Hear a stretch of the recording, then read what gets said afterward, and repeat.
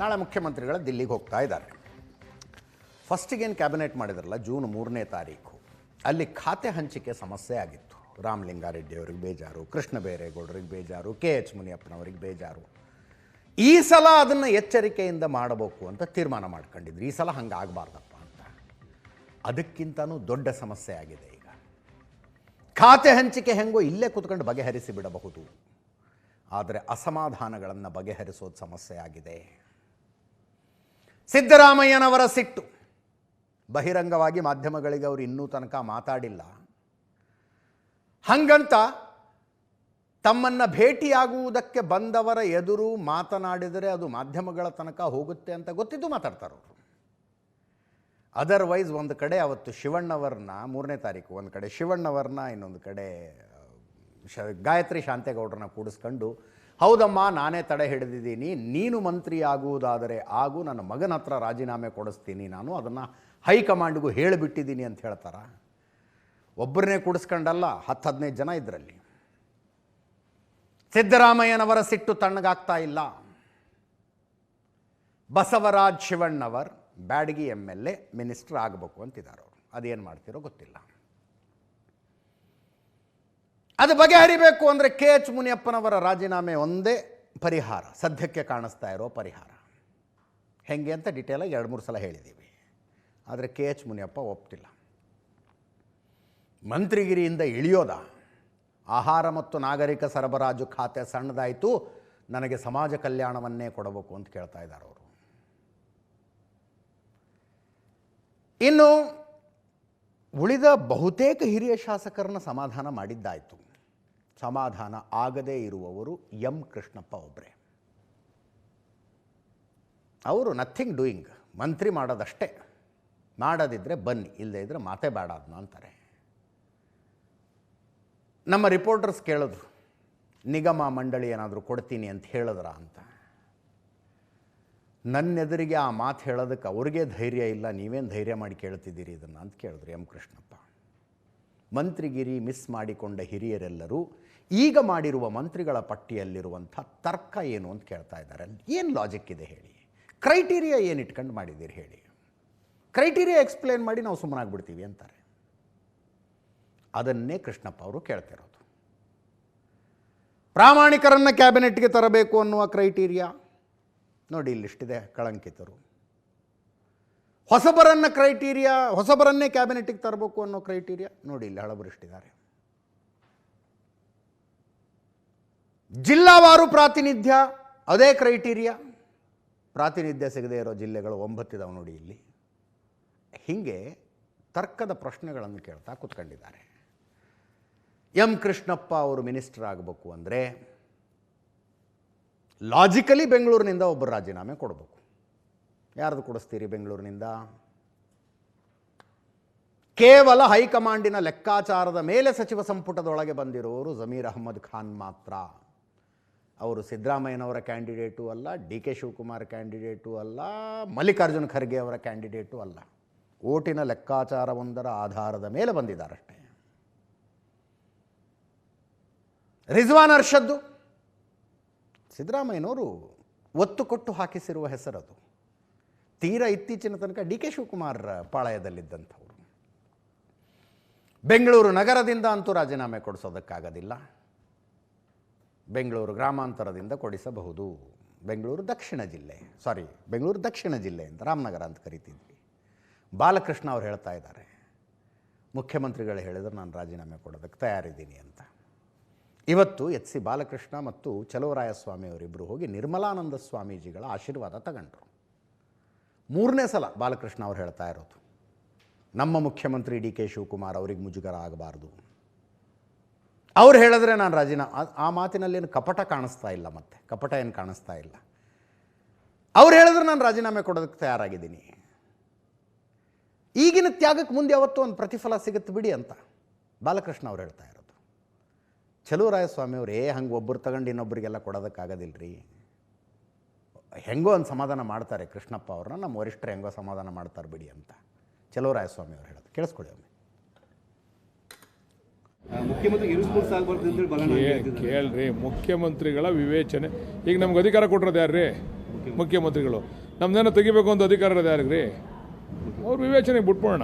ನಾವ್ಯಾಕೆ ಅದ್ರ ಬಗ್ಗೆ ಚರ್ಚೆ ಮಾಡಬೇಕು? ವಿವೇಚನೆ ನಮ್ಮ 33 ಜನದ ಜವಾಬ್ದಾರಿನೂ ಕೂಡ ಮುಖ್ಯಮಂತ್ರಿಗಳು ಅವರು ಏನೇ ತೀರ್ಮಾನ ತೆಗೆದುಕೊಂಡ್ರು ಪಕ್ಷದ ದೃಷ್ಟಿಯಿಂದ, ಅವರ ಹಿತದೃಷ್ಟಿಯಿಂದ ಏನೇ ತೀರ್ಮಾನ ತಗೊಂಡ್ರು ನಾವು ಸದಾ ಅದಕ್ಕೆ ತಲೆ ಬಾಗ್ತೀವಿ. ಅದು ನೋಡ್ರಿ, 100 ಜನ ಪವರ್ಫುಲ್ ಶಾಸಕರಿದ್ದೀವಿ, 100ಗಿನ್ನ ಹೆಚ್ಚು ಜನ. ಕೊಡೋಕ್ಕಾಗೋದು 33 ಜನಕ್ಕೆ ಅಲ್ವನಪ್ಪ? ಅಡ್ಜಸ್ಟ್ ಮಾಡ್ಕೊಂಡು ಹೋಗ್ಬೇಕು. ಇವತ್ತೇನಾದ್ರು ತಪ್ಪಿದೆ ಅಂದರೆ ನಾಳೆ ಏನೋ ಒಳ್ಳೇದಾಯ್ತದೆ ಅಂತ ಅರ್ಥ. ಆ ಥರದ್ದು ರಾಜೀನಾಮೆ ತಗೊಂಡು ಈಗ ಮಾಡೋವಂಥ ಪರಿಸ್ಥಿತಿ ಬರಲ್ಲ ಅಂತ ಅನ್ಕೊಂಡಿದ್ದೀನಿ. ನಮ್ಮ ಮುಖ್ಯಮಂತ್ರಿಗಳಿಗೆ ಇರ್ಸು ಮುರ್ಸು ಆಗಬಾರ್ದು. ಕೃಷ್ಣಪ್ಪನವರು ನಮ್ಮೆಲ್ಲರಿಗೂ ಹಿರಿಯವರು ಅಂತ ಹೇಳಿದ್ದಾರೆ. ಅವರು ಸೀನಿಯರ್ ಇದ್ದಾರೆ, ಅವರ ಬೇಡಿಕೆ ಸೂಕ್ತವಾಗಿದೆ. ಬಟ್ ಆದರೆ ಸುರ್ಜೇವಾಲರು ಅವರೆಲ್ಲ ಮಾತನಾಡಿ ಯಾವುದಾದ್ರು ಒಂದು ರೀತಿಯಲ್ಲಿ ಅವರನ್ನು ಗುರುತಿಸೋವಂಥ ಕೆಲಸ ಮಾಡ್ತಾರೆ, ಸಮಾಧಾನ ಅವರು ಆಗ್ತಾರೆ. ಇನ್ನು ಟಿ.ಬಿ. ಜಯಚಂದ್ರ ಅವರನ್ನು ಮುಖ್ಯಮಂತ್ರಿಗಳ ಸಮಾಧಾನ ಮಾಡಿದ್ರು. ಮನೆಗೆ ಹೋಗಿ ಭೇಟಿಯಾಗಿ ಹಂಗಾಮಿ ಸ್ಪೀಕರ್ ಆಗುವುದಕ್ಕೆ ಅವರನ್ನು ಒಪ್ಪಿಸಲಾಯಿತು. ಅವರು ರಾಜೀನಾಮೆ ಕೊಡುವ ಮಾತಾಡಿದರು. ನನಗೇನು ಕೊಡಬೇಕು ಅಂತಿಲ್ಲಪ್ಪ, ನಮ್ಮ ಕ್ಷೇತ್ರದ ಜನ ನೀವು ಶಾಸಕರಾಗಿ ಬರಬೇಡಿ, ಇಲ್ಲಿ ರಾಜೀನಾಮೆ ಕೊಟ್ಟು ಬನ್ನಿ, ಮುಂದೆ ಏನಾಗುತ್ತೋ ನೋಡೋಣ ಅಂತಿದ್ದಾರೆ ಅನ್ನೋ ಲೆವೆಲ್ಗೆ ಅವರು ಮಾತಾಡಿದರು. ಸ್ಪೀಕರ್ ಆಗಿ GS ಪಾಟೀಲ್ರು ಬರಬೇಕು. ಆ ಆಯ್ಕೆಯ ಪ್ರಕ್ರಿಯೆಯನ್ನು ನೋಡಿಕೊಳ್ಳೋದಕ್ಕೆ ಹಂಗಾಮಿ ಸ್ಪೀಕರ್ ಬೇಕು. ಹಂಗಾಮಿ ಸ್ಪೀಕರ್ ಟಿ.ಬಿ. ಜಯಚಂದ್ರ ಅಂತ ಹೇಳಿದರು. ನಾನು ಒಲ್ಲೆ ಅದಕ್ಕೆ ಅಂದಿದ್ರು. ಅವರು ಮುಖ್ಯಮಂತ್ರಿಗಳ ಮನೆಗೆ ಹೋಗಿ ಮಾತಾಡಿ ಒಪ್ಪಿಸಿದ್ದಾರೆ. ಸ್ಪೀಕರ್ ಆದವರು ಮುಖ್ಯಮಂತ್ರಿಗಳ ಮನೆಗೆ ಬರಬಾರ್ದು, ಅದಕ್ಕೆ ಮುಖ್ಯಮಂತ್ರಿಯಾಗಿ ನಾನೇ ಅವರ ಮನೆಗೆ ಬಂದಿದ್ದೀನಿ, ಅವರು ನನ್ನ ಆಪ್ತ ಸ್ನೇಹಿತರು ಅಂದರು. ಸಭಾಪತಿಗಳು ಬರಬಹುದಾ ಅಂತ ನನಗೆ ಆಮೇಲೆ ಪ್ರಶ್ನೆ ಬಂದದ್ದು. ಸಭಾಪತಿಗಳು ಮುಖ್ಯಮಂತ್ರಿಗಳ ಮನೆಗೆ ಬರಬಹುದಾ? ಟಿ.ಬಿ. ಜಯಚಂದ್ರ ಅವರು ಮಾತಾಡಿದ್ದಾರೆ, ಮುಖ್ಯಮಂತ್ರಿಗಳು ಮಾತಾಡಿದ್ದಾರೆ. ಡಿ.ಕೆ. ಶಿವಕುಮಾರ್ ಅವರು ಕೇಳಿಸ್ಕೊಳ್ಳಿ. ಮುಖ್ಯಮಂತ್ರಿಗಳು ಬಂದಿದ್ದರು. ಅಸೆಂಬ್ಲಿ ಶುರು ಆಗಬೇಕಾದಾಗ ನಾನು ಪ್ರೋಟಮ್ ಸ್ಪೀಕರ್ ಆಗಿರೋದ್ರಿಂದ ಯಾವ ರೀತಿಯಾಗಿ ಅಸೆಂಬ್ಲಿ ನಡೆಸಬೇಕು, ಹೇಗೆ ನಡೆಸಬೇಕು, ಯಾವುದೆಲ್ಲ ವಿಚಾರಗಳನ್ನ ಎತ್ತಬೇಕು ಅಂತ ಅನ್ನೋದ್ರ ಬಗ್ಗೆ ವ್ಯಾಪಕವಾಗಿ ಚರ್ಚೆ ಮಾಡಿದರು. ನಾನು ಸದ್ಯಕ್ಕೆ ಸ್ಪೀಕರ್. ಅಲ್ಲ ಸರ್, ಈಗ ಭೇಟಿ ಆದಮೇಲೆ ಒಂದು ಹರ್ಷೋದ್ಗಾರ ನಿಮ್ಮ ಹತ್ರ ಕೇಳಿ ಬರ್ತಾ ಇತ್ತು. ಈಗ ನಾನು as it is I am today I am a speaker. You will see the result. All problems are solved. ನಾನು ಆಫೀಸ್ಗೆ ಹೋಗಿ ಕೆಲಸ ಶುರು ಮಾಡ್ತೇನೆ. ಸಂವಿಧಾನವಾಗಿರ್ತಕ್ಕಂಥ ಜವಾಬ್ದಾರಿಯನ್ನು ನಿರ್ವಹಿಸಲೇಬೇಕು. ಅದು ಮಾಡ್ದಲೇ ಇದ್ದರೆ ನನ್ನನ್ನು ಹೇಳಿ ಅಂತಾರೆ. ನೋಡಿ, ಅವರು ನಮ್ಮ ಪ್ರೋ ಟೈಮ್ ಸ್ಪೀಕರು ಮುಖ್ಯಮಂತ್ರಿಗಳು ಸ್ಪೀಕರ್ ಮನೆಗೆ ಹೋಗ್ಬೇಕು, ಸ್ಪೀಕರ್ ಆಫೀಸ್ಗೆ ಹೋಗ್ಬೇಕು. ಸ್ಪೀಕರ್ ಬೇರೆ ಕಡೆ ಬರೋಂಗಿಲ್ಲ, ಅವ್ರಿಗೆ ಆದಂಥ ಒಂದು ಸ್ಥಾನಮಾನ ಇರ್ತದೆ. ಈಗ ಪ್ರೋ ಟೈಮ್ ಸ್ಪೀಕರ್ ಅಂತೇಳಿ ಗವರ್ನರ್ ಅವರು ಅವ್ರನ್ನ ನಾಮಿನೇಟ್ ಮಾಡಿದ್ದಾರೆ. ಜೊತೆಗೆ ನಾವಿಬ್ಬರು ಪರ್ಸನಲ್ ಫ್ರೆಂಡ್ಸ್, ಬ್ರದರ್ಸ್ ಇಬ್ಬರು. ಸೊ ಅದಕ್ಕೆ ಅವರು ಮುಂದಕ್ಕೆ ಅಸೆಂಬ್ಲಿನ ನಡೆಸಬೇಕು. ಸೊ ಅದಕ್ಕೆ ಏನೇನು ಅಂತ ಅವರು ಮಾರ್ಗದರ್ಶನ ಕೇಳಕ್ಕೆ ಬಂದಿದ್ದೀವಿ. ಇನ್ನು ದೆಹಲಿಗೆ ಹೋಗಿದ್ದ ಸತೀಶ್ ಜಾರಕಿಹೊಳಿ ಅವರು, ಸಚಿವ ಸತೀಶ್ ಜಾರಕಿಹೊಳಿ ಅವರು ವಾಪಸ್ ಬಂದಿದ್ದಾರೆ. ಯಾಕೆ ಹೋಗಿದ್ರು, ಹೋದ ಕೆಲಸ ಏನಾಯಿತು, ಕ್ಲಾರಿಟಿ ಯಾರಿಗೂ ಇಲ್ಲ. ಸುಮ್ಮನೆ ಇದೆಲ್ಲ ಸಹಜ, ಹಾಗೆ ಹೋಗಿರ್ತೀವಿ ಬರ್ತಿರ್ತೀವಿ ಅಂತಂದ್ರು. ಅವರು ಉಪಮುಖ್ಯಮಂತ್ರಿಗಳಾಗ್ತಾರೆ ಅಂತ ಚರ್ಚೆ ಇತ್ತು. ಡಾಕ್ಟರ್ ಜಿ ಪರಮೇಶ್ವರ್ ಅವರ ಜೊತೆಗೆ ಇನ್ನೂ 2 ಉಪಮುಖ್ಯಮಂತ್ರಿಗಳು ಬರ್ತಾರೆ. ಅವರು SC ಆಯಿತು, ST ಇಂದ ಒಬ್ಬರು ಬರ್ತಾರೆ, ಲಿಂಗಾಯತ ಸಮುದಾಯದಿಂದ ಒಬ್ಬರು ಬರ್ತಾರೆ, ಹಿಂದುಳಿದ ವರ್ಗದವರು KPCC ಅಧ್ಯಕ್ಷರಾಗಿದ್ದಾರೆ, ಒಕ್ಕಲಿಗರು ಮುಖ್ಯಮಂತ್ರಿ ಆಗಿದ್ದಾರೆ, ಎಲ್ಲ ಕರೆಕ್ಟ್ ಆಗಿಬಿಡುತ್ತೆ ಅನ್ನೋ ಒಂದು ಚರ್ಚೆ ಇತ್ತು. ಅದನ್ನೇನಾದ್ರು ಕೇಳೋದಕ್ಕೆ ಹೋಗಿದ್ರೆ ಗೊತ್ತಿಲ್ಲ. ಬಟ್ ಸದ್ಯಕ್ಕಂತೂ ಉಪಮುಖ್ಯಮಂತ್ರಿ ಯಾರೂ ಇಲ್ಲ ಅಂತ ಹೇಳಿದ್ರು. ಸತೀಶ್ ಜಾರಕಿಹೊಳಿ ಅವ್ರು ಮಾತಾಡಿದ್ದು, ಅದೊಂದು ಕೇಳಿಸ್ಕೊಳ್ಳಿ. ಡೈಲಿ ಸಹಜ ಭೇಟಿ ಅಷ್ಟೇ, ಅಲ್ಲೇನೋ ವಿಶೇಷ ಏನಿಲ್ಲ. ಇಲ್ಲ, ಯಾವ ಚರ್ಚೆ ಇಲ್ಲ ಈಗ ಸದ್ಯಕ್ಕಂತ ಇಲ್ಲ. ಈಗ ಯಾವುದೇ ಚರ್ಚೆ ಇಲ್ಲ ರೀ. ಈಗ ಬಂದಾಗ ನೋಡೋಣ, ಈಗಂತ ಸದ್ಯಕ್ಕಿಲ್ಲ. ಬಂದಾಗ ಅದ್ರ ಬಗ್ಗೆ ಚರ್ಚೆ ಮಾಡೋಣ ಅವಕಾಶ ಬಂದಾಗ. ಇವತ್ತು ನಾಳೆ ಮಾಡ್ತಾರೆ. ಇವತ್ತು ಡೆಲ್ಲಿಗೆ ಹೋಗ್ತಿದ್ದಾರೆ CM ಅವರು, ಮಾಡ್ತಾರೆ. ಬಹುಶಃ ಸೋಮವಾರವರೆಗೆ ಆಗ್ಬೋದು, ಗೊತ್ತಿಲ್ಲ. ಅದ್ರ ಬಗ್ಗೆ ನನಗೆ ಗೊತ್ತಿಲ್ಲ. ನಾನು ಮಾತಾಡಿದ್ರೆ ಈಗಾಗಲೇ ಗೊತ್ತಿಲ್ಲ ಏನು ಮಾತಾಡಿದ್ದಾರೆ. CM ಅವ್ರು ಖುದ್ದು ಹೋಗಿದ್ದಾರೆ, ಅಧ್ಯಕ್ಷರು ಮಾತಾಡಿದ್ದಾರೆ, ಬೇರೆ ಸಚಿವರು ಹೋಗಿದ್ದಾರೆ, ಮಾತಾಡಿದ್ದಾರೆ. ಸರಿ ಮಾಡುವಂಥ ಪ್ರಯತ್ನ ಮಾಡ್ತಾರೆ. ಗೊಂದಲ ಇದೆ ಅಂತ ಇದೆ, ಸರಿಪಡಿಸುವಂಥ ಪ್ರಯತ್ನ ಮಾಡ್ತಾರೆ. ಈಗಾಗಲೇ ಡೆಲ್ಲಿಯಿಂದ ವರಿಷ್ಠರು ಬಂದಾರೆ, ನಮ್ಮ ಈ ವರಿಷ್ಠರಿದ್ದಾರೆ, ಮಾಡ್ತಾರೆ. ಎಲ್ಲದಕ್ಕೆ ಕಾಲ ಬೇಕಷ್ಟೇ, ಮಾಡಲೇಬೇಕು. ಒಂದು ಮಹಿಳೆ ಬೇಕೇ ಬೇಕು, ಮಹಿಳೆಗೆ ಅವಕಾಶ ಕಲ್ಪಿಸಬೇಕು. ಇಲ್ಲಾಂದ್ರೆ ಮಹಿಳೆಗೆ ಪ್ರಾತಿನಿಧ್ಯ ಕೊಡಬೇಕು, ಕೊಡೋದು ನಮ್ಮ ಸರ್ಕಾರ. ಇನ್ನು ರಾಜಕೀಯ ಅಂದ್ರೇ ಅವಕಾಶಗಳ ಆಟ.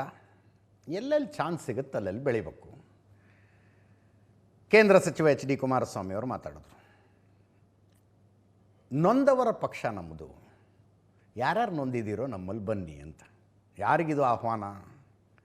ಕಾಂಗ್ರೆಸ್ನಲ್ಲಿ ಮಂತ್ರಿಗಿರಿ ಸಿಗದವರಿಗೆ ಆಹ್ವಾನ. ನೊಂದವರ ಪಕ್ಷ, ನೋವಿನಲ್ಲಿರುವವರಿಗೆ ಸ್ಪಂದಿಸುವವರ ಪಕ್ಷ, ಜನಪರ ಶಕ್ತಿಯನ್ನು ಬೆಳೆಸುವುದಕ್ಕೆ ನಿಮ್ಮನ್ನು ಆಹ್ವಾನಿಸುತ್ತಿದ್ದೇನೆ. ಕುಮಾರಸ್ವಾಮಿ ಅವರ ಆಹ್ವಾನ ಇದು, ಕೇಳಿಸ್ಕೊಳ್ಳಿ. ಜನ ನೋವಲ್ಲಿದ್ದಾರೆ, ಹೇಳಿದಾರಲ್ಲ, ಬಹಳ ಜನ ಮಂತ್ರಿಗಳಾಗಿದೆ. ಇಲ್ಲ ನಮ್ಮ ಮನಸ್ಸಿಗೆ ನೋವಾಗಿದೆ, ಆಘಾತ ಆಗಿದೆ, ಮಾತು ಕೊಟ್ಟಿದ್ರು, ಮಾತಿನ ಪ್ರಕಾರ ನಡ್ಕೊಳ್ಳಿಲ್ಲ ಅಂತಕ್ಕಂಥ ನೀನು ಹೇಳ್ತಾರೆ. ಪಾಪ ನೋವಾಗಿರತಕ್ಕಂಥದ್ದು ನಾನು ಗಮನಿಸಿದ್ದೀನಿ. ಬಹುಶಃ ಆ ನೋವನ ಒಂದು ಪರಿಹಾರಕ್ಕೆ ಮುಂದಿನ ದಿನಗಳಲ್ಲಿ ಅವರೇ ನಮ್ಮ JDS ನ ಸಂಪೂರ್ಣ ಮುಗಿಸ್ತೀನಿ ಅಂತಾರೆ.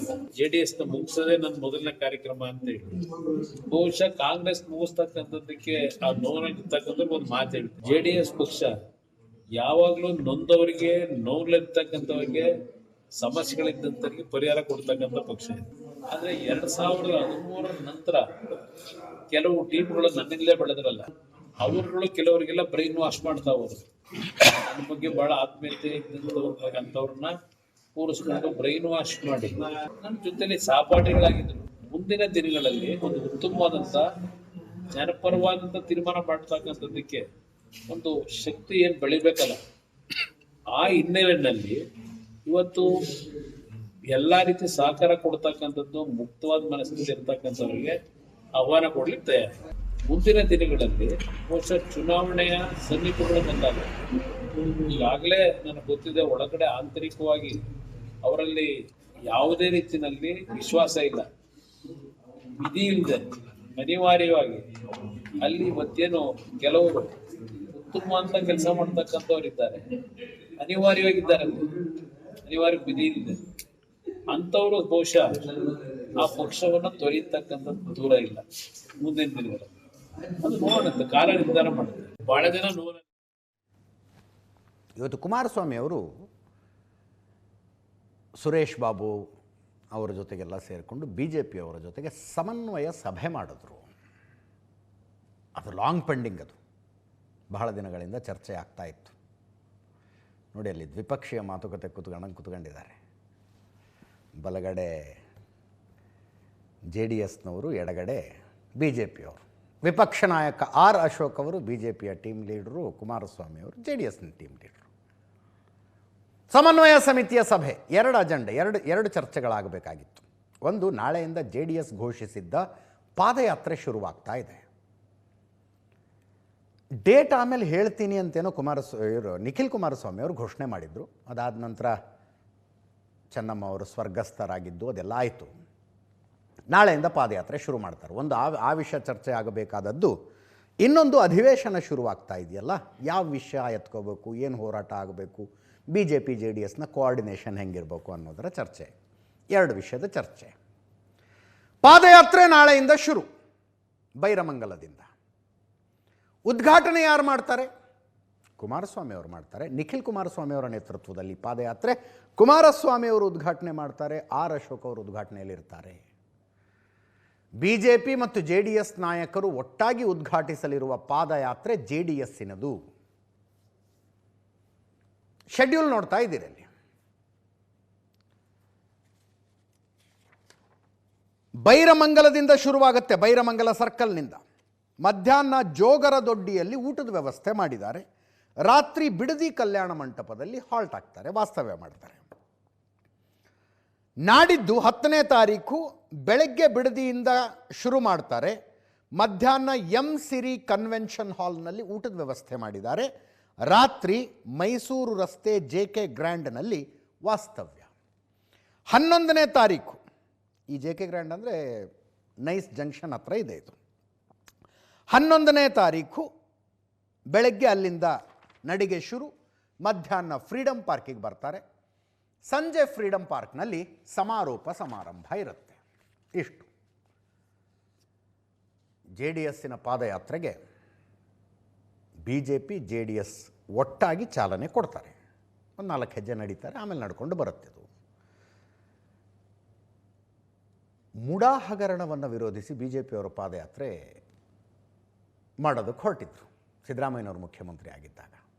ಡಿ ಕೆ ಶಿವಕುಮಾರ್ ಅವ್ರಿಗೆ ಅದು ಒಪ್ಪಿಗೆ ಇರಲಿಲ್ಲ. ಅಂದರೆ ಜೆ ಡಿ ಎಸ್ ಹಾಟ್ಲ್ಯಾಂಡ್ನಲ್ಲಿ, ಜೆ ಡಿ ಎಸ್ ಅತ್ಯಂತ ಪ್ರಬಲವಾಗಿರುವ ಪ್ರದೇಶದಲ್ಲಿ ಬಿ ಜೆ ಪಿಯವರ ಪಾದಯಾತ್ರೆ ಯಾಕೆ, ನಾವು ಹೋರಾಟ ಮಾಡ್ತೀವಿ ಬಿಡಿ ಅನ್ನೋ ಥರ ಇದ್ದರು ಅವರು. ಆನಂತರ ಅಮಿತ್ ಶಾ ಅವರು ಕರೆದು ಕನ್ವಿನ್ಸ್ ಮಾಡಿ ಮೂಡಾ ಪಾದಯಾತ್ರೆಗೆ ಕುಮಾರಸ್ವಾಮಿ ಅವರು ಬಂದು ಹೋದರು. ಆವಾಗಿನ ಸನ್ನಿವೇಶ ಬೇರೆ, ಈಗಿನ ಸನ್ನಿವೇಶ ಬೇರೆ. ಸಿದ್ದರಾಮಯ್ಯನವರೇ ಮುಖ್ಯಮಂತ್ರಿಯಾಗಿ ಮುಂದುವರೆದಿದ್ದರೆ ಈ ಮೈತ್ರಿ ಬೇಕಾ ಬೇಡವಾ B J P J D ಎಸ್ನವರ ಮಧ್ಯದಲ್ಲಿ ಚರ್ಚೆಗಳಿರ್ತಿದ್ವು. ಸಿದ್ದರಾಮಯ್ಯನವರು ಮುಖ್ಯಮಂತ್ರಿ ಸ್ಥಾನದಿಂದ ಕೆಳಗಿಳಿದು ಡಿ ಕೆ ಶಿವಕುಮಾರ್ ಮುಖ್ಯಮಂತ್ರಿ ಆಗಿದ್ದಾರೆ. ಜೆ ಡಿ ಎಸ್ನ ಸ್ಟ್ರಾಂಗ್ ಹೋಲ್ಡ್ ಮೇಲೆ ಕಣ್ಣಿದೆ ಅವರಿಗೆ. ಒಂದು ಕಾಲದಲ್ಲಿ ಕುಮಾರಸ್ವಾಮಿ ಅವರ ಅಕ್ಕಪಕ್ಕ ಇದ್ದವ್ರನ್ನ ಕರ್ಕೊಂಡು ಬಂದು ಮಂತ್ರಿ ಮಾಡಿ ತಮ್ಮ ಅಕ್ಕಪಕ್ಕ ಇಟ್ಕೊಂಡಿದ್ದಾರೆ. 2029 ಚುನಾವಣೆಯಲ್ಲಿ, 2028 ಚುನಾವಣೆಯಲ್ಲಿ ಡಿ ಕೆ ಶಿವಕುಮಾರ್ ಅವರು ತಮ್ಮ ತಾಕತ್ತನ್ನು ಅಫ್ಕೋರ್ಸ್ ರಾಜ್ಯದಾದ್ಯಂತ ತೋರಿಸ್ಬೇಕು, ಸರ್ಕಾರ ಮತ್ತೆ ಬರುವಂಗೆ ನೋಡ್ಕೋಬೇಕು. ಬಟ್ ಹಳೆ ಮೈಸೂರು ಭಾಗದಲ್ಲಿ ಏನು ಮಾಡ್ತಾರೆ, ಜೆ ಡಿ ಎಸ್ ಸ್ಟ್ರಾಂಗ್ ಹೋಲ್ಡ್ನಲ್ಲಿ ಏನು ಮಾಡ್ತಾರೆ ಅನ್ನೋದರ ಮೇಲೆ ರಾಜಕೀಯ ಭವಿಷ್ಯ ನಿರ್ಧಾರ ಆಗತ್ತೆ. ಈಗಿನಿಂದನೇ ತಯಾರಿ ಶುರು ಮಾಡಿದ್ದಾರೆ ಡಿ ಕೆ ಶಿವಕುಮಾರ್. ಹಾಗಿದ್ದಾಗ ರಾಜ್ಯದಲ್ಲಿ B J P J D S ಮೈತ್ರಿ ಮುಂದುವರಿಯುವುದು ಅನಿವಾರ್ಯ. ಈ ಕೋಆರ್ಡಿನೇಷನ್ಗಳು ತುಂಬ ನೋಡ್ತೀವಿ ನಾವು ಇನ್ನು ಮುಂದೆ. ವಿಜಯೇಂದ್ರ ಅವರು ಬಂದಿರಲಿಲ್ಲ ಸಮನ್ವಯ ಸಭೆಗೆ. ನಾಳೆ ಬೈರಮಂಗಲದಲ್ಲಿ ಪಾದಯಾತ್ರೆ ಉದ್ಘಾಟನೆಗೂ ಅವರು ಇರೋದಿಲ್ಲ, ಆರ್ ಅಶೋಕ್ ಅವರು ಇರ್ತಾರೆ. ನಾನು ಕೇಳಿದೆ, ಏನು ಊರಲ್ಲಿ ಇಲ್ವಾ ವಿಜಯೇಂದ್ರ ಅವರು, ಎಲ್ಲರೂ ಹೊರಗಡೆ ಹೋಗಿದ್ದಾರಾ ಅಂದರೆ ನಮ್ಮ ರಿಪೋರ್ಟರ್ ಕರೆಕ್ಟಾಗಿ ಗೊತ್ತಿರಲಿಲ್ಲ. ಬಟ್ ಅನುಪಸ್ಥಿತಿ ಒಂದು ಸ್ವಲ್ಪ ಎದ್ದು ಕಾಣಿಸುತ್ತೆ. ಈ ಪಾದಯಾತ್ರೆಗೆ ಎಚ್ ಸಿ ಬಾಲಕೃಷ್ಣ ಅವರು ಪ್ರಾಯಶ್ಚಿತ್ತದ ಪಾದಯಾತ್ರೆ ಅಂದರು. ರೈತರು ಯಾರು ನಡೀತಾ ಇಲ್ಲ ಅಲ್ಲಿ, ನಾವು ಭೂಮಿ ಕೊಡೋಕ್ಕೆ ತಯಾರಿಲ್ಲ, ನಾವು ಬರೋದಿಲ್ಲ ಅಂತ ಯಾರು ರೈತರು ಏನು ಬರ್ತಿಲ್ಲ. ಬರ್ತಾ ಇರೋರೆಲ್ಲ B J P J D S ಕಾರ್ಯಕರ್ತರು ಅಂತ 3 ಜನ ಮಾತಾಡಿದ್ದಾರೆ, ಕೇಳಿಸ್ಕೊಳ್ಳಿ. ಬೆಳಗ್ಗೆ ಬಹುಶಃ 11 ಗಂಟೆಗೆ ಪ್ರಾರಂಭ ಆಗ್ಬೋದು. ಆ ಒಂದು ಪ್ರಾರಂಭಕ್ಕೆ ನಾನು ಭಾಗವಹಿಸ್ತಾ ಇದ್ದೇನೆ. ಅದರ ಜೊತೆಗೆ ಅಶೋಕ್ ಅವ್ರಿಗೂ ನಾನು ಹೇಳಿದ್ದೇನೆ, ನಾಳೆ ಅವರು ಬಂದು ಇನಾಗ್ರೇಟ್ ಮಾಡಿ ಹೋಗ್ತಕ್ಕಂಥಕ್ಕೆ ಅವ್ರಿಗೂ ಇನ್ವೈಟ್ ಮಾಡಿದ್ದೆ. ಇಲ್ಲಿ ಸರ್ಕಾರದ ನ್ಯೂನತೆಗಳಿದೆಯಲ್ಲ, ಅದನ್ನು ನಾವು ಚರ್ಚೆ ಮಾಡಬೇಕಾಗಿದೆ. ವಿಧಾನಸಭೆ ಕಲಾಪದಲ್ಲಿ 2 ಸದನದಲ್ಲಿ ನಾವು ಹೋರಾಟ ಮಾಡಬೇಕು, ಸರ್ಕಾರದ ವೈಫಲ್ಯಗಳು ತೆಗಿಬೇಕು ಅಂತಕ್ಕಂಥ ವಿಷಯದಲ್ಲಿ ಜಾಯಿಂಟಾಗಿ ಕೆಲಸ ಮಾಡಬೇಕು ಅಂತ ತೀರ್ಮಾನ ಆಗಿದೆ. ಪಾದಯಾತ್ರೆ ಮಾಡಲೇಬೇಕು. ಅವರು ಪ್ರಾಯಶ್ಚಿತ ಯಾತ್ರೆ, ಅವ್ರು ಮಾಡಿದಂಥ ಪಾಪಕ್ಕೆ ಪ್ರಾಯಶ್ಚಿತ ಪಾದಯಾತ್ರೆ ಅಂತ ಯಾಕಂದ್ರೆ ನೀವು ಪ್ರಾಯಶ್ಚಿತ ಯಾತ್ರೆಗೆ ಅವ್ರು ಅಷ್ಟೊಂದು ಪ್ರಾಯಶ್ಚಿತ ಮಾಡ್ಕೊಳ್ಳೋಕ್ಕೂ ನಾವು ಅವಕಾಶ ಮಾಡಿಕೊಡ್ದೇವ್ರೆ ತಪ್ಪಾಗಲ್ವ ನಮ್ಮದು? ರೈತರು ಪಾದಯಾತ್ರೆ ಮಾಡಿದರೆ ನಾನು ಅದನ್ನು ನಮ್ಮವ್ರು ವಿರೋಧ ಮಾಡ್ತಿರ್ಲಿಲ್ಲ, ಅಥವಾ ಸಂಘಟನೆಯವ್ರು ಪಾದಯಾತ್ರೆ ಮಾಡಿದರೆ ವಿರೋಧ ಮಾಡ್ತಿರ್ಲಿಲ್ಲ. ಒಂದು ಪಕ್ಷದವರು ಯಾರು ಅದನ್ನು ಜಾರಿಗೆ ತಂದ್ರೆ ಅವರೇ ಪಾದಯಾತ್ರೆ ಮಾಡ್ತಾವ್ರೆ ಅಂತಂದರೆ ಅದಕ್ಕೆ ನಾವು ಪ್ರಾಯಶ್ಚಿತ ಯಾತ್ರೆ ಅಂತ ಕೊಟ್ಟಿದ್ದೀವಿ. ಅವ್ರು ಮಾಡಿದಂಥ ಪಾಪಕ್ಕೆ ಪ್ರಾಯಶ್ಚಿತಕ್ಕೋಸ್ಕರ ಪಾದಯಾತ್ರೆ ಮಾಡ್ತಾರೆ. ಈ ಯೋಜನೆಯನ್ನು ಪ್ರಾರಂಭ ಮಾಡಿದ್ದೆ ಕುಮಾರಸ್ವಾಮಿ. ಯಾರು ಕೇಳಿದ್ರು ಕುಮಾರಸ್ವಾಮಿ ಅವ್ರನ್ನ, ನೀವು ಯೋಜನೆ ಮಾಡಿ ನಮಗೆ ಅಂತೇಳಿ? ಯಡಿಯೂರಪ್ಪನವರು ಕುಮಾರಸ್ವಾಮಿ ಅವರ ಸಮ್ಮಿಶ್ರ ಸರ್ಕಾರದಲ್ಲಿ ಇವತ್ತು ನಾನು ಮತ್ತು ಕುಮಾರಸ್ವಾಮಿಯವರು, ನಮ್ಮ ನಾರಾಯಣ ಸ್ವಾಮಿಯವರು, ನಮ್ಮ ರವಿಕುಮಾರ್ ಮತ್ತು ಜೆ ಡಿ ಎಸ್ಸಿನ ಪ್ರಮುಖರು ನಾವೆಲ್ಲ ಒಟ್ಟಿಗೆ ಸೇರಿ ಬಿಡದಿ ಅಕ್ವಿಜೇಷನ್ಗೆ ಸಂಬಂಧಪಟ್ಟಂತೆ ಬಿಡದಿ ರಿಯಲ್ ಎಸ್ಟೇಟ್ ಮಾಡ್ತಾ ಇರುವಂಥ ಕಾಂಗ್ರೆಸ್ ಸರ್ಕಾರದ ವಿರುದ್ಧ ಒಟ್ಟಿಗೆ ಹೋರಾಟ ಮಾಡುವಂಥ, ಜೊತೆಯಲ್ಲಿ ಹೋರಾಟ ಮಾಡುವಂಥ ತೀರ್ಮಾನವನ್ನು ಇವತ್ತು ಮಾಡಿದಿರಿ. ನಾಳೆ ನಾನು ಕೂಡ ಸುಮಾರು 10:30ಗೆ ಬಿಡದಿಯ ಒಂದು ಇನಾಗ್ರೇಷನ್ ಏನಿದೆ, ಪಾದಯಾತ್ರೆ ಇನಾಗ್ರೇಷನ್, ನಾನು ಕುಮಾರಸ್ವಾಮಿಯವರು ಭಾಗವಹಿಸ್ತಾ ಇದ್ದೀರಿ. ಈಗಷ್ಟೇ ವಿಜೇಂದ್ರ ಅವರ ಟಿ ಪಿ ಬಂತು ನೋಡಿ. ಇವತ್ತು ಶಿಕಾರಿಪುರದಲ್ಲಿದ್ದಾರೆ, ಕ್ಷೇತ್ರದಲ್ಲಿದ್ದಾರೆ. ರಾತ್ರಿ ಬೈ ಟ್ರೈನ್ ಶಿವಮೊಗ್ಗದಿಂದ ಹೊರಟು ನಾಳೆ ಬೆಂಗಳೂರಿನಲ್ಲಿರ್ತಾರೆ. ರಾಜ್ಯದ ಸುದ್ದಿಗಳನ್ನು ನೋಡಿದ್ರೆ ರಾಷ್ಟ್ರೀಯ ಮಟ್ಟದ ಸುದ್ದಿಗಳನ್ನು ಈಗ ಸಂಸತ್ ಅಧಿವೇಶನ ನಡೀತಾ ಇದೆ. ಅರ್ಧ ಅಧಿವೇಶನ ಆ CJP ಅದರ ಪ್ರೊಟೆಸ್ಟು, ಅದರ ಗಲಾಟೆ, ಉತ್ತರ ಕೇಳೋದು ಇದರಲ್ಲೇ ಮುಗಿದು ಹೋಗಿದೆ. ಆ ನಂತರ ಕೆಲವಷ್ಟು ಚರ್ಚೆಗಳು ನಡೆದು ಸೋಮವಾರದಿಂದ ಇಂಟ್ರೆಸ್ಟಿಂಗ್ ಆಗಬಹುದು. ಸೋಮವಾರ ಡೇಟ್ 10, 13ನೇ ತಾರೀಕಿನ ತನಕ ಅಧಿವೇಶನ ಇದೆ. 10, 11, 12, 13 4 ದಿವಸ ಅಧಿವೇಶನ ಇದೆ. ಅದರಲ್ಲಿ 3 ದಿವಸ ಕಂಪಲ್ಸರಿ ಬರಲೇಬೇಕು ಅಂತ ಕಾಂಗ್ರೆಸ್ ತನ್ನ ಸಂಸದರಿಗೆ ವಿಪ್ ಕೊಟ್ಟಿದೆ. ಯಾಕೆ ಕೊಟ್ಟಿದೆ ವಿಪ್? ಇಂಪಾರ್ಟೆಂಟ್ ಬಿಲ್ಸ್ ಇದ್ದಾವೆ. ಇನ್ನೂ ಈ ಕ್ಷಣದ ತನಕ ಫೈನಲ್ ಅಲ್ಲ ಇದು. ಕ್ಷೇತ್ರ ಪುನರ್ವಿಂಗಡಣೆ ಮಸೂದೆ ಇಂಟ್ರಡ್ಯೂಸ್ ಮಾಡಬಹುದು. ಅದಕ್ಕೆ ಕಾಂಗ್ರೆಸ್ ಮತ್ತು ಕಾಂಗ್ರೆಸ್ಸಿನ ಮಿತ್ರ ಪಕ್ಷಗಳ ಕಡು ವಿರೋಧ ಇದೆ. ಮಾಡಕೂಡ್ದು ಇದನ್ನು ಅಂತ. ಏಪ್ರಿಲ್ನಲ್ಲಿ ಇದೇ ಬಿಲ್ ತಂದಿದ್ರು, ಬಿದ್ದೋಗ್ಬಿಡ್ತದು, ಸಂಖ್ಯೆ ಇಲ್ಲದೆ ಬಿದ್ದೋಯ್ತು. ಬಟ್ ಆಗ ಕಾಂಗ್ರೆಸ್ ಮತ್ತು ಕಾಂಗ್ರೆಸ್ಸಿನ ಮಿತ್ರ ಪಕ್ಷಗಳು, ಅದರ ಅಲಯನ್ಸು, ಅದರ ಕಾಂಬಿನೇಷನ್ನೇ ಬೇರೆ, ಈಗ ಕಾಂಬಿನೇಷನ್ನೇ ಬೇರೆ. ಆವಾಗ DMK ಇವ್ರ ಜೊತೆಗಿದ್ರು 22 MP. ಆವಾಗ ಇವರ ಜೊತೆಗಿರುವ ಶಿವಸೇನೆ ಉದ್ಧವ್ ಠಾಕ್ರೆ ಬಣದಲ್ಲಿ ಈಗಿರುವುದಕ್ಕಿಂತ 6 ಜನ MP ಜಾಸ್ತಿ ಇದ್ದರು. ಆವಾಗ ತೃಣಮೂಲ ಕಾಂಗ್ರೆಸ್ನಲ್ಲಿ ಈಗಿರುವುದಕ್ಕಿಂತ 21 ಜನ MP ಜಾಸ್ತಿ ಇದ್ದರು. 60 ಸಂಸದರ ಕೊರತೆಯಿಂದಾಗಿ ಆವಾಗ ಬಿಲ್ ಬಿದ್ದು ಹೋಗಿತ್ತು. ಅಮಿತ್ ಶಾ ಕೂತ್ಕೊಂಡು ಅವರು ಬಂದರು, ಇವರು ಬಂದರು, ಇವರು ಬಂದರು ಅಂತ ಹೇಳಿ ಲೆಕ್ಕ ಹಾಕಿ ಈಗ ಕರೆಕ್ಟ್ ಟೈಮು ಅಂತ ಡಿಸೈಡ್ ಮಾಡಿರೋ ಹಂಗಿದೆ. ನಂಬರ್ಸ್ ಹೆಂಗೋ ಪಾಸ್ ಮಾಡ್ಕೋಬಹುದು ಅಂತ. ಈಗಲೂ ನಾವು ಕೂತ್ಕೊಂಡು ಲೆಕ್ಕ ಹಾಕಿದ್ರೆ ಒಂದು 6-7 ಕಡಿಮೆ ಆಗ್ತವೆ ಇವ್ರಿಗೆ. ಬಟ್ ಏನೋ ಒಂದು ದಾರಿ ಕಂಡು ಹಿಡಿದಿರ್ತಾರೆ ಇವರು. ಡಿಲಿಮಿಟೇಷನ್ ಬಿಲ್ ಒಂದು, ಕ್ಷೇತ್ರ ಪುನರ್ವಿಂಗಡಣೆ ಮಸೂದೆ ಅಂತಾರೆ ಅದಕ್ಕೆ. ಅದರ ಜೊತೆಗೆ ಮಹಿಳಾ ಮೀಸಲಾತಿ ಮಸೂದೆ. ಮಹಿಳಾ ಮೀಸಲಾತಿಗೆ ಯಾರ್ದೂ ವಿರೋಧ ಇಲ್ಲ. ಮನಸ್ಸಿನಲ್ಲಿ ಏನೇ ಇದ್ರೂ ಬಿಚ್ಚಿ ಹೇಳೋದು ಇಲ್ಲ ಅದನ್ನು. ಮಹಿಳೆಯರ ಪರವಾಗಿ ನಾವಿದ್ದೀವಿ 33% ಕೊಡ್ಬೇಕು ಅವ್ರಿಗೆ ಅಂತ. ಅದಕ್ಕೇನು 2/3 ಬೇಕಾಗಿಲ್ಲ, ಸಿಂಪಲ್ ಮೆಜಾರಿಟಿ ಇದ್ದರೆ ಸಾಕು. ಅದರ ಜೊತೆಗೆ ಇನ್ನೊಂದಿದೆ, FCRA, foreign contribution regulation amendment bill 2026. ಮಚ್ಚು 3 ಪಾಲಾಗೋದು ಅಂತೀವಲ್ಲ ಅಲ್ಲಿ. ಸೋಮವಾರದಿಂದ ಮುಂದಿನ 3 ದಿನ ಲೋಕಸಭೆ ಮತ್ತು ರಾಜ್ಯಸಭೆಗಳು ನೋಡೋ ಹಂಗಿರ್ತವೆ ಅಂತ ಅನ್ನಿಸ್ತಾ ಇದೆ. ಕಾಂಗ್ರೆಸ್ನವರು ವಿಪ್ ಕೊಟ್ಟಿದ್ದಾರೆ. ವಿಷಯಾಧಾರಿತ ಬೆಂಬಲ ಅನ್ನುವ ರೀತಿಯಲ್ಲಿ DMK ಅವರು ಕೆಲವು ಕಂಡೀಷನ್ಸ್ ಹಾಕಿದ್ದಾರೆ. ಈ ಕಂಡೀಷನ್ಸಿಗೆ ನೀವು ಒಪ್ಕೊಂಡ್ರೆ ನಾವು ಈ ಬಿಲ್ಲಿಗೆ ಬೆಂಬಲ ಕೊಡ್ತೀವಿ ಅಂತ. ಏಪ್ರಿಲ್ನಲ್ಲಿ ಸ್ವತಃ ಆಗ ಮುಖ್ಯಮಂತ್ರಿಯಾಗಿದ್ದ ಸ್ಟಾಲಿನ್ ಬ್ಲ್ಯಾಕ್ ಆ್ಯಂಡ್ ಬ್ಲ್ಯಾಕ್ ಬಟ್ಟೆ ಹಾಕ್ಕೊಂಡು ಬಹಿರಂಗ ಕಾರ್ಯಕ್ರಮದಲ್ಲಿ ಈ ಬಿಲ್ಲಿನ ಪ್ರತಿಗೆ ಬೆಂಕಿ ಹಚ್ಚಿದ್ರು. ಈಗ ಕಾಲಕ್ಕೆ ಆಗ್ತಿರ್ಬೇಕಲ್ವಾ ಡಿಲಿಮಿಟೇಷನ್ನು. ಈ ಹಿಂದೇನೂ ಆಗಿತ್ತು. ತಮಿಳುನಾಡಿಗೊಂದು ಅನ್ಯಾಯ ಆಗದೇ ಇದ್ದರೆ ಸಾಕು ಅಂದಿದ್ದಾರೆ ಅವರು. ಡಿಲಿಮಿಟೇಷನ್ ಬಿಲ್ ಬಗ್ಗೆ ಚರ್ಚೆ ಮಾಡುವುದಕ್ಕೆ ಮುಖ್ಯಮಂತ್ರಿ ವಿಜಯ್ ಒಂದು ಮೀಟಿಂಗ್ ಕರೆದ್ರೆ DMK ಅದಕ್ಕೆ ಹೋಗಿಲ್ಲ. ಕಂಡೀಷನ್ಸ್ ಏನು ಅನ್ನೋದನ್ನು ನೋಡ್ತಾ ಇದ್ದೀವಿ. ಈ ಡಿಲಿಮಿಟೇಷನ್ ಬಿಲ್ಲಿನ ಬಗ್ಗೆ ಸ್ವತಃ ನಾನು ಕನ್ಸರ್ನ್ಸ್ ರೇಸ್ ಮಾಡಿದ್ದೆ. ಅಂದರೆ ಮಾತಾಡಿದ್ದೀವಿ, ನಾವು ತುಂಬ ಸಲ ಡಿಬೇಟ್ ಮಾಡಿದ್ದೀವಿ ಅದರ ಬಗ್ಗೆ. ಜನಸಂಖ್ಯೆಯ ಆಧಾರದ ಮೇಲೆ ಕ್ಷೇತ್ರಗಳ ನಿಗದಿ ಆಗ್ತವೆ. ಇಷ್ಟು ಜನಸಂಖ್ಯೆಗೆ ಇಷ್ಟು ಒಂದು ಕ್ಷೇತ್ರ, ಇಷ್ಟು ಜನಸಂಖ್ಯೆಗೆ ಒಂದು ಕ್ಷೇತ್ರ ಅಂತ. ದಕ್ಷಿಣದ ರಾಜ್ಯಗಳು ತುಂಬ ಎಫೆಕ್ಟಿವ್ ಆಗಿ ಜನಸಂಖ್ಯಾ ನಿಯಂತ್ರಣವನ್ನು ಇಂಪ್ಲಿಮೆಂಟ್ ಮಾಡಿ ತಮ್ಮ ಜನಸಂಖ್ಯೆ ನಿಯಂತ್ರಣ ಮಾಡ್ಕೊಂಡಿದ್ದಾವೆ. ಉತ್ತರದ ರಾಜ್ಯಗಳು ಅದನ್ನು ಇಂಪ್ಲಿಮೆಂಟ್ ಮಾಡಲಿಲ್ಲ. ಎರ್ರಾಬಿರಿ ಜನಸಂಖ್ಯೆ ಬೆಳೀತಲ್ಲಿ. ಆ ಕಾರಣಕ್ಕಾಗಿ ಅವರ ಕ್ಷೇತ್ರಗಳ ಸಂಖ್ಯೆ ಜಾಸ್ತಿಯಾಗಿ ನಮ್ಮ ಕ್ಷೇತ್ರಗಳ ಸಂಖ್ಯೆ ಕಡಿಮೆಯಾಗಿ ಆವಾಗ ರಿಪ್ರೆಸೆಂಟೇಷನ್ ಕಡಿಮೆ ಆಗುತ್ತೆ ದಕ್ಷಿಣದ ರಾಜ್ಯಗಳದು. Matter of concern. ನೀವು ಹೇಳಿದ್ರಿ ಅಂತ ಜನಸಂಖ್ಯೆ ನಿಯಂತ್ರಣ ಮಾಡಿ ಅದಕ್ಕೆ ಬರೆ ಹಾಕಿಸ್ಕೋಬೇಕಾ? ಈಗ ತುಂಬ ಜೆನ್ವಿನ್ ಆದಂಥ ಕನ್ಸರ್ನ್ನ ಸ್ಟಾಲಿನ್ ರೇಸ್ ಮಾಡಿದ್ದಾರೆ. ಜನಸಂಖ್ಯೆ ನಿಯಂತ್ರಣ ಮಾಡಿದ್ವಿ ಅಂತ ಶಿಕ್ಷೆ ಕೊಡಬೇಡಿ ನಮಗೆ. ನಮ್ಮ ರಿಪ್ರೆಸೆಂಟೇಷನ್ ಹಿಂದೆ ಎಷ್ಟು ಪ್ರಮಾಣದಲ್ಲಿತ್ತೋ ಅಷ್ಟೇ ಪ್ರಮಾಣದಲ್ಲಿ ಈಗಲೂ ಬರುವುದಾದರೆ ನಾವು ಈ ಬಿಲ್ಲಿಗೆ ಬೆಂಬಲ ಕೊಡ್ತೀವಿ ಅಂತಾರೆ. ಹಂಗಿದ್ದಾಗ ಜನಸಂಖ್ಯೆಯ ಆಧಾರದ ಮೇಲೆ ಮಾಡೋದಕ್ಕಾಗೋದಿಲ್ಲ ಅದನ್ನು. ಏಪ್ರಿಲ್ನಲ್ಲೇ ಕೇಂದ್ರ ಗೃಹ ಸಚಿವ ಅಮಿತ್ ಶಾ ಅವರು ಒಂದು ಪ್ರಪೋಸಲ್ ಇಟ್ಟರು. ಜನಸಂಖ್ಯೆ ನೋಡೋದೇ ಬೇಡಪ್ಪ, ಎಲ್ರಿಗೂ ಈಕ್ವಲ್ ಆಗಿ 50% ಜಾಸ್ತಿ. ಉದಾಹರಣೆ ಕರ್ನಾಟಕದ 28 ಇದಾವೆ, 50% ಜಾಸ್ತಿ ಅಂದರೆ ಇನ್ನು 14 ಸೇರಿಸೋದಿಲ್ಲಿ. 28 + 14 38 4 42 ಲೋಕಸಭಾ ಕ್ಷೇತ್ರಗಳ ಕರ್ನಾಟಕಕ್ಕೆ.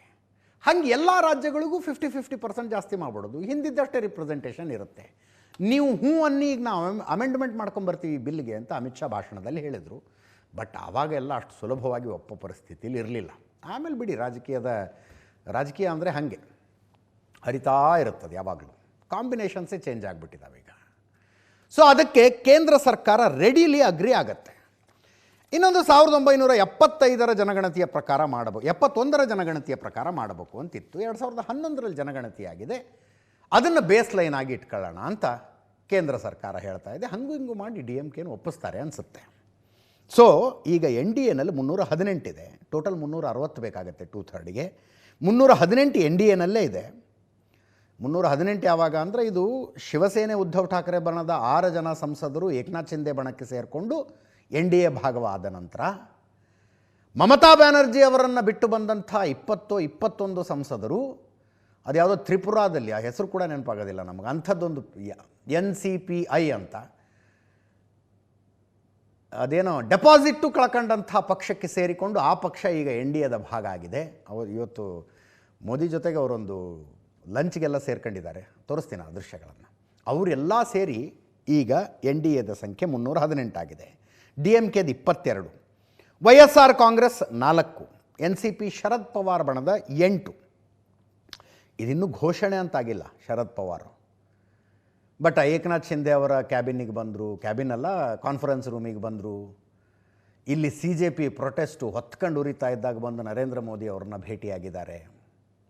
ನರೇಂದ್ರ ಮೋದಿ ಅವ್ರದ್ದು ಫೋಟೋಗಳನ್ನು ನೋಡ್ತಾ ಇದ್ದರೆ ಶರದ್ ಪವಾರ್ ಅವ್ರದ್ದು ಭಾಳ ಆತ್ಮೀಯತೆ ಇದ್ದಂಗೆ ಅನ್ನಿಸ್ತಿತ್ತು. ಅದೆಲ್ಲ ಲೆಕ್ಕಾಚಾರದ ಮೇಲೆ NT ಕಡೆ ಬರಬಹುದು ಅಂತ ಅಕಾಲಿ ದಳದವರು ಒಂದು ಡಿಸೈಡ್ ಮಾಡಿದ್ದಾರೆ. ಅಕಾಲಿ ದಳದವರು BJP ಜೊತೆಗಿನ ಮೈತ್ರಿಯಲ್ಲೇ ಇದ್ದರು, ಬಟ್ ಈ ಫಾರ್ಮರ್ಸ್ ಪ್ರೊಟೆಸ್ಟ್ ನಡೀತಿತ್ತಲ್ಲ, ರೈತ ಹೋರಾಟದ ಸಂದರ್ಭದಲ್ಲಿ ನಿಮ್ಮ ಜೊತೆಗಿದ್ರೆ ನಾವು ಹೊಡೆಸ್ಕೊತೀವಿ ಪಂಜಾಬ್ನಲ್ಲಿ ಅಂತ ಬಿಟ್ಟೋಗಿದ್ರು ಅವರು. ಇವತ್ತು ಘೋಷಣೆ ಮಾಡಿದ್ದಾರೆ, ನಾವು NDAಕ್ಕೆ ಬೆಂಬಲಿಸ್ತೀವಿ ಇದಕ್ಕೆ ಅಂತ. ಸೊ ಇದೆಲ್ಲ ಸೇರಿಸಿದ್ರೆ 353 ಆಗತ್ತೆ. 353, ಇನ್ನು 7 ಕಡಿಮೆ, 2/3ಗೆ ಇನ್ನು 7 ಕಡಿಮೆ. ನಮಗೆ ಇಷ್ಟು ಲೆಕ್ಕ ಸಿಗ್ತಿದೆ, ಅವರೆಲ್ಲ ಹೆಂಗೆ ಲೆಕ್ಕ ಹಾಕಿರ್ತಾರೆ ಯೋಚನೆ ಮಾಡಿದ್ದೀವಿ. ವಿರೋಧ ಪಕ್ಷದಲ್ಲಿರುವವರ ಪೈಕಿ ಯಾರ್ಯಾರು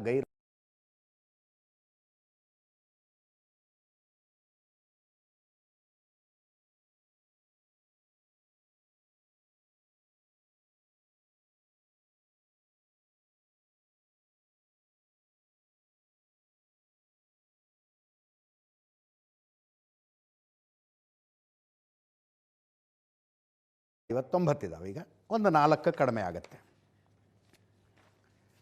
ಶಿರೋಮಣಿ ಅಕಾಲಿ ದಳ ಇವತ್ತು ಮೈತ್ರಿಯಿಂದ ಹೊರಗೆ ಹೋದ ನಂತರ ಮೊದಲ ಸಲ ಪ್ರಧಾನಿ ನರೇಂದ್ರ ಮೋದಿ ಅವರನ್ನು ಭೇಟಿಯಾಗಿ ಬೆಂಬಲ ಘೋಷಿಸಿದರು. ಕೇಳಿಸ್ಕೊಳ್ಳಿ, ಒಬ್ಬರೇ ಸಂಸದರಿರೋದು ಇದಕ್ಕೆ ಲೋಕಸಭೆಯಲ್ಲಿ. तो विमेन बिल क्योंकि श्रोमणी अकाली दल गुरु साहिबान की फिलॉसफी के हिसाब से चलता है और गुरु नानक साहब से लेके सारे गुरु साहिबान ने पहले ही विमेन डिग्निटी के लिए, इक्वालिटी के लिए हमेशा ही जो है संदेश दिया है. तो श्रोमणी गुरुद्वारा प्रबंधक कमेटी का जो हाउस है हमारा, उसमें भी हमने विमेन रिजर्वेशन पहले से कर रखी है. तो हम देश की सरकार को भी, पार्लियामेंट को भी निवेदन करते हैं कि इसको और लेट ना किया जाए, इसको इमीडिएटली लागू किया जाए. और उसमें जो बाधा आ रही है डिलिमिटेशन की, उसके ऊपर हमने विचार चर्चा की है कि जो लास्ट टाइम पार्लियामेंट में गवर्नमेंट ऑफ इंडिया ने एक सजेशन दिया था होम मिनिस्टर साहब ने कि सभी स्टेट्स की 50% सीटें इंक्रीज हो, उससे पंजाब की भी जो है बाकी स्टेट्स के मुकाबले उसी तरीके से प्रोपोर्शनेटली सीटें इंक्रीज होती हैं.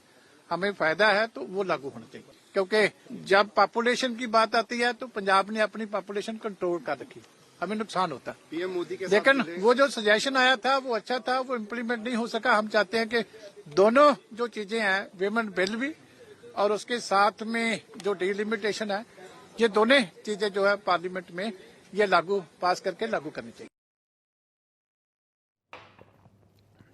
ಇದು ಡಿಲಿಮಿಟೇಷನ್ ಬಿಲ್ ಆಯಿತು.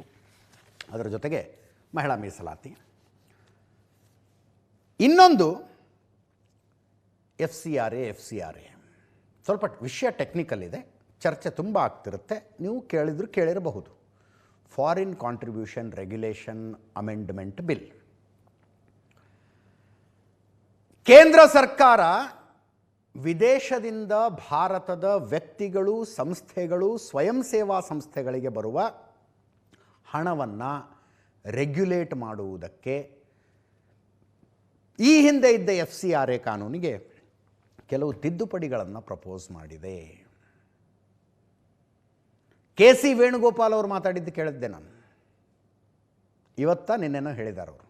ತಗೊಂಡು ಬರಲಿ FCRA ಬಿಲ್ಲು, ನಮ್ಮ ತಾಕತ್ತೇನು ಅನ್ನೋ ತೋರಿಸ್ತೀವಿ ಇವ್ರಿಗೆ ಅಂತ. ಇದು ಕೇವಲ ಕಾಂಗ್ರೆಸ್ಸಿನ ವಿರೋಧ ಅಂತ ಅನ್ಕೋಬೇಡಿ, ಅಥವಾ NDAದ ವಿರುದ್ಧವಿರುವ ಪಕ್ಷಗಳ ವಿರೋಧ ಅಂತ ಅನ್ಕೋಬೇಡಿ. ಅಮೇರಿಕಾ ಸಹಿತ ಕೊತ ಕೊತ ಕುದೀತಾ ಇದೆ ಈ ಬಿಲ್ಗೆ. ಅಮೇರಿಕದ ಸೆನೆಟರ್ ರೈಲಿ ಮೂರ್ ಹೇಳಿದ್ದಾರೆ, ಕ್ರಿಶ್ಚಿಯನ್ನರ ಮೇಲಿನ ದಾಳಿ ಇದು ಅಂತ. ಸರ್ಕಾರದ ಈ ನಡೆ ಕ್ರಿಶ್ಚಿಯನ್ನರ ಮೇಲಿನ ಸ್ಪಷ್ಟ ದಾಳಿಯಾಗಿದೆ. ಕ್ರಿಶ್ಚಿಯನ್ ಸಂಸ್ಥೆಗಳು, ಚರ್ಚ್ಗಳ ಮೇಲೆ ಸರ್ಕಾರದ ನಿಯಂತ್ರಣ ಇರುತ್ತೆ. ಬಿಲ್ ಅಂಗೀಕಾರವಾದರೆ ಭಾರತ ಅಮೇರಿಕದ ಸಂಬಂಧ ಹಾಳಾಗಬಹುದು. ಭಾರತ ಅಮೇರಿಕದ ಸಂಬಂಧ ಹಾಳಾಗ್ಬಿಡುತ್ತಂತೆ FCRA ಬಿಲ್ಗೆ ಅಮೆಂಡ್ಮೆಂಟ್ ಬಂದರೆ. ಬಿಲ್ನಿಂದ ಅಮೇರಿಕ ಭಾರತದ ದ್ವಿಪಕ್ಷೀಯ ಬಾಂಧವ್ಯದ ಮೇಲೆ ಪರಿಣಾಮ ಆಗುತ್ತೆ. ರೈಲಿ ಮೂರ್ ಅಂದರೆ ಭಾರತದ ವಿದೇಶಾಂಗ ಇಲಾಖೆ, ಇದು ಭಾರತದ ಆಂತರಿಕ ವಿಷಯ, ನೀವು ತಲೆ ಹಾಕಿಬಿಡಿ ಇದಕ್ಕೆ ಅಂದಿದೆ. ಭಾರತದ ಆಂತರಿಕ ವಿಷಯ ಇದು, ಭಾರತದೊಳಗೆ ಏನಾಗಬೇಕು ಅನ್ನೋದನ್ನು ನಮ್ಮ ಸಂಸತ್ತು ತೀರ್ಮಾನ ಮಾಡುತ್ತೆ ಅಂತ ವಿದೇಶಾಂಗ ಇಲಾಖೆ ಹೇಳಿಕೆ. ಇದು ಏನು ಬೇಸಿಕಲಿ ಏನಿದು? FCRA foreign contribution regulation act ನಮ್ಮ ದೇಶದಲ್ಲಿ ವ್ಯಕ್ತಿಗಳಿಗೆ, ಸಂಸ್ಥೆಗಳಿಗೆ, ಸ್ವಯಂ ಸೇವಾ ಸಂಸ್ಥೆಗಳಿಗೆ, individuals, organisations and NGOs, non government organisations, ಇವುಗಳಿಗೆ ವಿದೇಶದಿಂದ ದುಡ್ಡು ಬರ್ತವೆ. ಭಾರತದಲ್ಲಿ ಸೇವಾ ಕಾರ್ಯಗಳಿಗೆ ಅಂತ ದುಡ್ಡು. ಮುಂಚೆ ಏನು ಕಾನೂನು ಇರಲಿಲ್ಲ ಇದಕ್ಕೆ, ಹಾಗೆ ಎಲ್ಲೆಲ್ಲಿಂದ ದುಡ್ಡು ಬರ್ತಿತ್ತು, ಇಲ್ಲೆಲ್ಲೆಲ್ಲೋ ಖರ್ಚಾಗ್ತಿತ್ತು ಅಷ್ಟೇ. ಇದರ ಮೇಲೆ ನಿಯಂತ್ರಣ ತರುವುದಕ್ಕೊಂದು ಕಾನೂನು ಬೇಕು ಅಂತ ಯಾರಿಗನ್ನಿಸ್ತು? ಇಂದಿರಾ ಗಾಂಧಿಯವ್ರಿಗನ್ನಿಸ್ತು 1976ರಲ್ಲಿ. ಯಾಕೆ? ಭಾರತದ ವಿರುದ್ಧವಿರುವ ದೇಶಗಳು ಭಾರತದಲ್ಲಿ ಪ್ರಜಾಪ್ರಭುತ್ವವನ್ನು ಅಲ್ಲಾಡಿಸುವುದಕ್ಕೆ, ತಮಗೆ ಬೇಡವಾಗಿರುವ ಸರ್ಕಾರವನ್ನು ಕಿತ್ತಾಕಿ ತಮಗೆ ಬೇಕಾಗಿರುವ ಸರ್ಕಾರವನ್ನು ತರುವುದಕ್ಕೆ ಈ ಮಾರ್ಗದ ಮೂಲಕ ದುಡ್ಡನ್ನು ಕಳಿಸ್ತಾ ಇದ್ದಾವೆ ಅಂತ ಇಂದಿರಾ ಗಾಂಧಿಯವ್ರಿಗೆ ಅನ್ನಿಸ್ತು. ಫಸ್ಟಿಗೆ 1976ರಲ್ಲಿ ಎಮರ್ಜೆನ್ಸಿ ಇದ್ದಾಗ FCRA ಕಾನೂನು ತೊಗೊಂಬಂದ್ರು ಅವರು. ಅದಾದ ಮೇಲೆ ನಡ್ಕೊಂಡು ಹೋಗ್ತಾ ಇತ್ತು ಹಾಗೆ. ಭಾರತ LPGಗೆ ತೆರೆದುಕೊಂಡಿತು. LPG ಅಂದರೆ ಲಿಕ್ವಿಡ್ ಪೆಟ್ರೋಲಿಯಂ ಗ್ಯಾಸ್ ಅಲ್ಲ, ಲಿಬರಲೈಸೇಷನ್, ಪ್ರೈವೇಟೈಸೇಷನ್, ಗ್ಲೋಬಲೈಸೇಷನ್ಗೆ ತೆರೆದುಕೊಂಡಿತು. ಅನಿವಾರ್ಯ ಸಂದರ್ಭದಲ್ಲಿ ಭಾರತ ಅದಕ್ಕೆ ಸಹಿ ಹಾಕಬೇಕಾಗಿ ಬಂತು. ಅದರಿಂದ ಒಳ್ಳೆಯದಾಯಿತು ಭಾರತಕ್ಕೆ, ಇಲ್ಲ ಅಂತಲ್ಲ. ಮನಮೋಹನ್ ಸಿಂಗ್ ಅವರು ವಿತ್ತ ಸಚಿವರು, PV ನರಸಿಂಹರಾಯರು ಪ್ರಧಾನಮಂತ್ರಿಯಾಗಿದ್ದ ಟೈಮ್ನಲ್ಲಿ. ಅದಾದ ಮೇಲೆ ಭಾರತದೊಳಗೆ ಈ ರೀತಿ ಸಂಸ್ಥೆಗಳಿಗೆ, ವ್ಯಕ್ತಿಗಳಿಗೆ, NGOಗಳಿಗೆ ದುಡ್ಡು ಹರಿದು ಬರೋದು ತುಂಬ ಜಾಸ್ತಿ ಆಯಿತು. 1991ರ ನಂತರದ ಬೆಳವಣಿಗೆ ಅದು. 2010ರಲ್ಲಿ ಮನಮೋಹನ್ ಸಿಂಗ್ ಅವರು ಪ್ರಧಾನಿಯಾಗಿದ್ದಾಗ ಮತ್ತೊಮ್ಮೆ ಅಮೆಂಡ್ಮೆಂಟ್ ತಂದ್ರು ಇದಕ್ಕೆ. ಅವ್ರು ಯಾವುದೋ ಅಕೌಂಟಿಂದ ದುಡ್ಡು ಹಾಕ್ತಾರೆ, ನೀವು ಯಾವುದೋ ಬ್ಯಾಂಕಲ್ಲಿ ಅಕೌಂಟ್ ಓಪನ್ ಮಾಡ್ಕೊಂಡಿರ್ತೀರಿ. ನೀವು ಬಂದು FCRAನಲ್ಲಿ ಸರ್ಟಿಫಿಕೇಟ್ ತಗೊಂಡಿದ್ದೀರಿ ಅಂದ ಮಾತ್ರಕ್ಕೆ ನೀವು ಹಾಗೆ ತಗೊಂಡ್ಬಿಡ್ಬೋದಾ? ಡೆಲ್ಲಿ SBIನಲ್ಲೇ ಅಕೌಂಟ್ ಇರಬೇಕು ಅಂತ ಮಾಡಿದ್ರು ಅವರು. ಈಗ ಭಾಳ ಜನ ಈ ಅಮೆಂಡ್ಮೆಂಟ್ನಲ್ಲಿದೆ ಅದು ಅಂತ ಹೇಳ್ತಾರೆ. 2010ರಲ್ಲೇ ಇತ್ತು. ದೆಹಲಿಯ SBIನಲ್ಲೇ ನೀವು ಅಕೌಂಟ್ ಓಪನ್ ಮಾಡಬೇಕು, ಅದೇ ಅಕೌಂಟಿಗೆ ನಿಮ್ಮ ಫಂಡ್ಸ್ ಬರಬೇಕು ಅಂತ. ಇಂಥ ಅನೇಕ ತಿದ್ದುಪಡಿಗಳಾದವು. ಈಗ ಕೇಂದ್ರ ಸರ್ಕಾರ ಏನು ತಿದ್ದುಪಡಿ ತರ್ತಾ ಇದೆ? ಲೈಸೆನ್ಸಿಂಗ್ ಅನ್ಡೌಟೆಡ್ಲಿ ಇರಲೇಬೇಕು. ನೀವು ಫಾರಿನ್ ಫಂಡ್ ತಗೊಳ್ಬೇಕು ಅಂದರೆ ಲೈಸೆನ್ಸ್ ತಗೊಂಡಿರಲೇಬೇಕು. ಅದರ ಜೊತೆಗೆ ಬಂದಿರೋ ದುಡ್ಡನ್ನು ಎಲ್ಲಿ ಖರ್ಚು ಮಾಡಿದ್ರಿ, ಹೆಂಗೆ ಖರ್ಚು ಮಾಡಿದ್ರಿ ಅಂತ ಹೋಮ್ ಮಿನಿಸ್ಟ್ರಿಗೆ, ಗೃಹ ಇಲಾಖೆಗೆ ಪ್ರತಿ ವರ್ಷ ರಿಪೋರ್ಟ್ ಕೊಡಬೇಕು. ಇಷ್ಟು ದುಡ್ಡು ಬಂದಿತ್ತು, ಇಲ್ಲಿ ಖರ್ಚು ಮಾಡಿದ್ದೀವಿ ಅನ್ನೋ ರಿಪೋರ್ಟ್ ಕೊಡಬೇಕು. ಬದಲಾವಣೆ ಏನು ಮಾಡೋದಕ್ಕೆ ಹೊರಟಿದ್ದಾರೆ? ಇಲ್ಲಿ ತನಕ ನೀವು FCRA ರೂಲನ್ನು ವಯಲೇಟ್ ಮಾಡಿದ್ರೆ ಆ್ಯಕ್ಷನ್ ತಗೊಳ್ಳೋದಕ್ಕೆ ಒಂದು ಪ್ರಾಧಿಕಾರ ಅಂತಿರಲಿಲ್ಲ. ಫಾರ್ ಎಕ್ಸಾಂಪಲ್, ಏನೋ ಒಂದು ಕಾರಣಕ್ಕೆ ಅಂತ ಹೇಳಿ ದುಡ್ಡು ತಂದ್ರಿ, ಇಲ್ಲಿ ಮಾಡಿದ್ದಿನ್ನೇನೋ, ದುಡ್ಡು ಬಂದಿದ್ದೇ ಒಂದು ಕೆಲಸಕ್ಕೆ, ಆಗಿದ್ದೇ ಇನ್ನೊಂದು ಕೆಲಸ. ಜಾಂಡರ್ಗೆ ಗೊತ್ತಾಗ್ತಿರುತ್ತೆ ನಾನು ಏನು ಹೇಳ್ತಾ ಇದ್ದೀನಿ ಅಂತ.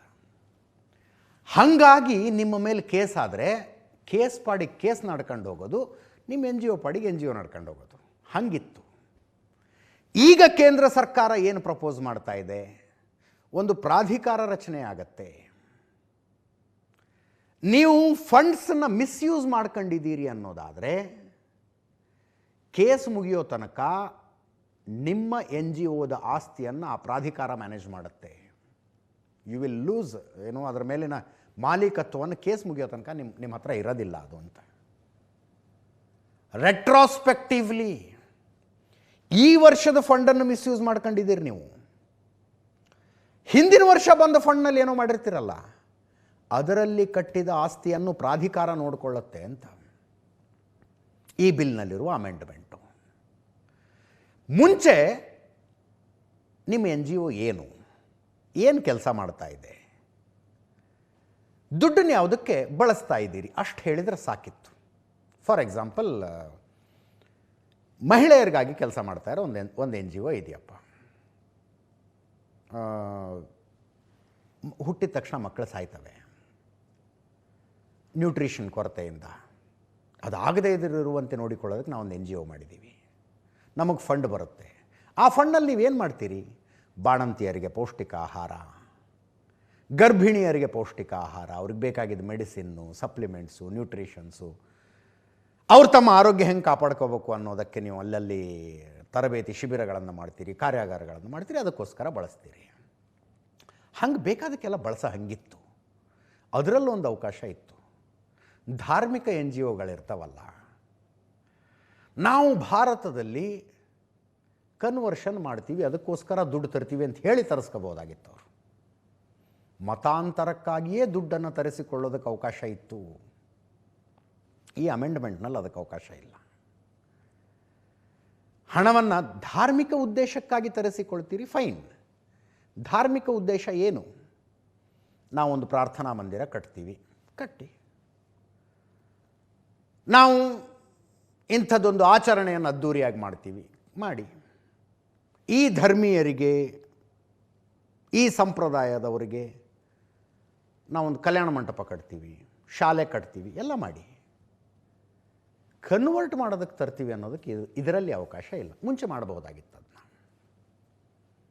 ಸಮಸ್ಯೆ ಏನಾಗುತ್ತೆ, ಶಾಲೆ ಕಟ್ತೀವಿ, ಪ್ರಾರ್ಥನಾ ಮಂದಿರ ಕಟ್ತೀವಿ ಅಂಥೇಳಿ ದುಡ್ಡು ತರಿಸ್ಕೊಂಡು ಕನ್ವರ್ಷನ್ ಮಾಡಿ ಸಿಕ್ಕಾಕೊಂಡ್ರೆ ಈ ಹಿಂದೆ ಕಟ್ಟಿರುವ ಶಾಲೆನೂ ಹೋಗುತ್ತೆ, ಹಿಂದೆ ಕಟ್ಟಿರುವ ಪ್ರಾರ್ಥನಾ ಮಂದಿರವೂ ಹೋಗುತ್ತೆ.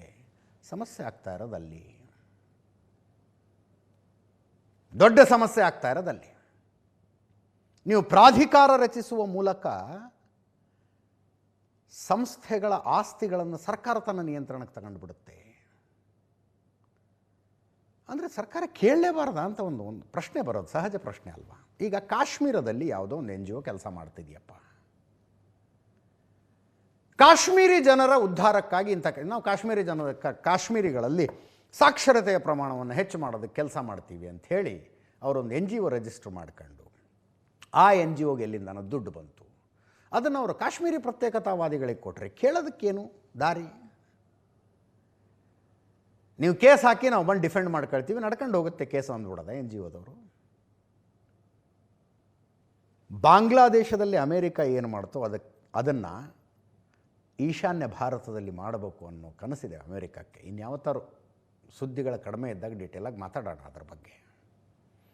ಕಳೆದ 4 ತಿಂಗಳಲ್ಲಿ 3 ಜನ ಅಮೇರಿಕದ ರಿಟೈರ್ಡ್ ಮಿಲಿಟರಿ ಮೆನ್ ನಾರ್ತ್ ಈಸ್ಟ್ನಲ್ಲಿ ಭಾರತದ NIA ಕೈಗೆ ಸಿಕ್ಕಾಕೊಂಡಿದ್ದಾರೆ.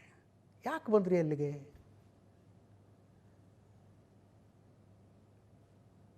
ಈಶಾನ್ಯ ಭಾರತವನ್ನು ಭಾರತದಿಂದ ತುಂಡರಿಸಬೇಕು ಅನ್ನುವಂಥದ್ದು ಕೇವಲ ಶಾರ್ಜಿಲ್ ಇಮಾಮು CAA NRC ವಿರುದ್ಧದ ಪ್ರತಿಭಟನೆಯಲ್ಲಿ ಮಾತಾಡಿದ್ದಲ್ಲ.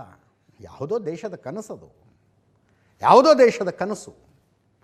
ಅಲ್ಲಿರುವ NGOಗಳು ಯಾವುದು, ಎಷ್ಟು, ಯಾವುದಕ್ಕೆ ದುಡ್ಡು ತರಿಸ್ಕೊತಿದ್ದಾರೆ, ಏನು ಮಾಡ್ತಾ ಇದ್ದಾರೆ, ಯಾವುದಕ್ಕೋ ದುಡ್ಡು ತರಿಸ್ಕೊಂಡು ಇನ್ನೇನೋ ಮಾಡಿದರೆ ಆ್ಯಕ್ಷನ್ ತಗೊಳ್ಳೋದಕ್ಕೊಂದು ಅಥಾರಿಟಿ ಬೇಡವಾ? ಸಹಜವಾದ ಪ್ರಶ್ನೆಗಳು ಬರ್ತವೆ. ಒಂದು ಸಂಖ್ಯೆ, ಒಂದು ಮಾಹಿತಿ ಹೇಳಿದರೆ ನಿಮಗೆ ಆಶ್ಚರ್ಯ ಆಗುತ್ತೆ.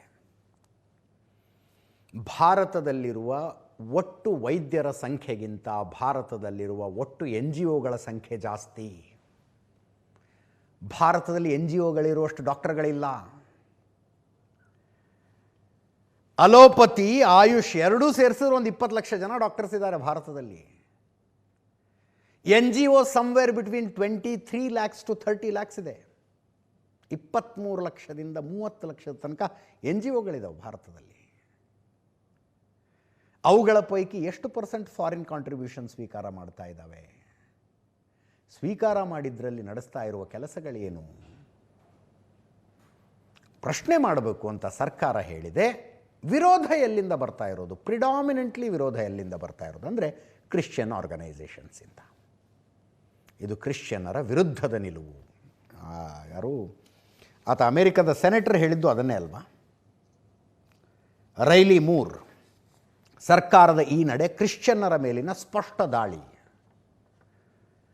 ಅಂದರೆ ಬರ್ತಾ ಇರೋ ಫಾರಿನ್ ಕಾಂಟ್ರಿಬ್ಯೂಷನ್ ಪೈಕಿ ಅತಿ ಹೆಚ್ಚು ಕ್ರಿಶ್ಚಿಯನ್ ಆರ್ಗನೈಸೇಷನಿಗೆ ಬರ್ತಾ ಇದೆ ಅಂತ ಅರ್ಥನ. ಆಮೇಲೆ ಭಾರತ ಜಾತ್ಯತೀತ ದೇಶ ರೀ. ಫಾರಿನ್ನಿಂದ ಬರುವ ದುಡ್ಡಿನ ಪ್ರಶ್ನೆ ಮಾಡ್ತೀವಿ ಅಂದರೆ ಅಮೇರಿಕದ ಸಂಸತ್ತು ಎದ್ದು ನಿಂತ್ಕೊಳ್ಳುತ್ತೆ. ಇಲ್ಲಿ ನಾವು ಕೊಟ್ಟಿರುವ ದುಡ್ಡಿನಲ್ಲಿ ನಾವು ಕಟ್ಟಿರುವ ದೇವಸ್ಥಾನದಲ್ಲಿ ಏನಾದರೂ ತಪ್ಪು ನಡೆದರೆ ಸರ್ಕಾರ ಅದನ್ನು ತನ್ನ ವಶಕ್ಕೆ ತೆಗೆದುಕೊಳ್ಳೋದಕ್ಕೆ ಅವಕಾಶಗಳಿರುವಂಥ ಕಾನೂನುಗಳು ನಮ್ಮಲ್ಲಿದ್ದಾವೆ. ದೇವಸ್ಥಾನದಲ್ಲಿ ಅಂದರೆ ಹಿಂದೂಗಳು ಪೂಜೆ ಮಾಡುವ ಜಾಗದಲ್ಲಿ ಫಾರಿನ್ನಿಂದ ದುಡ್ಡು ಬಂದಿರಬೇಕಾಗಿಲ್ಲ. ಭಕ್ತರು ಕೊಟ್ಟಿರೋ ದುಡ್ಡು, ಭಕ್ತರು ಕಟ್ಟಿರುವ ದೇವಸ್ಥಾನ. ಅಲ್ಲೇನಾದ್ರು ಇರ್ರೆಗ್ಯುಲಾರಿಟಿ ನಡೀತಾ ಇದೆ ಅಂದರೆ ಆ ದೇವಸ್ಥಾನವನ್ನು ವಶಕ್ಕೆ ಪಡೆಯುವುದಕ್ಕೆ ಸರ್ಕಾರದ ಹತ್ರ ಅಸ್ತ್ರ ಇದೆ. ಫಾರಿನ್ ಕಾಂಟ್ರಿಬ್ಯೂಷನ್ನಲ್ಲಿ ಆಗಬಾರದ್ದೇನಾದರೂ ಆಗತ್ತೆ ಪ್ರಶ್ನೆ ಮಾಡ್ತೀವಿ ಅನ್ನೋದಾದರೆ ಸರ್ಕಾರದ ಹತ್ರ ಅಸ್ತ್ರ ಇರಬಾರ್ದು ಅಂತ ಅಮೆರಿಕದ ಸಂಸತ್ತು ಹೇಳ್ತಾ ಇದೆ. ಜಯವಾಗಲಿ. ಇನ್ನು ಪ್ರಧಾನಿ ನರೇಂದ್ರ ಮೋದಿಯವರು NDAದ ಕೆಲವು ಸದಸ್ಯರಿಗೆ ಒಂದು ಔತಣಕೂಟ ಕೊಟ್ಟರು.